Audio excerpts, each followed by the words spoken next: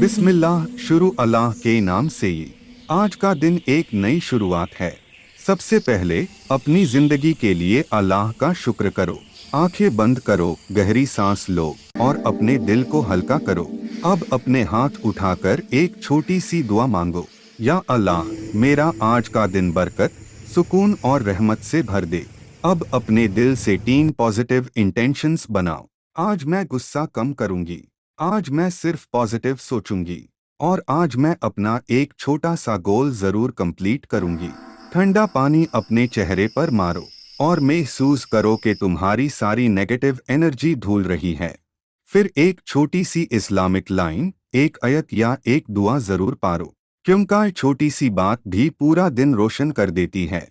और अब अपने आप से एक बात जरूर कहो, मैं स्ट्रांग हूँ, मैं कैपेबल हूँ और अल्लाह के भरोसे पर मैं आज का दिन बेहतरीन बनाऊंगी। आज का दिन तुम्हारा है।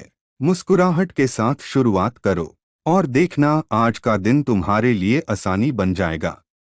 Asterisk asterisk. Subscribe our YouTube channel. Thank you.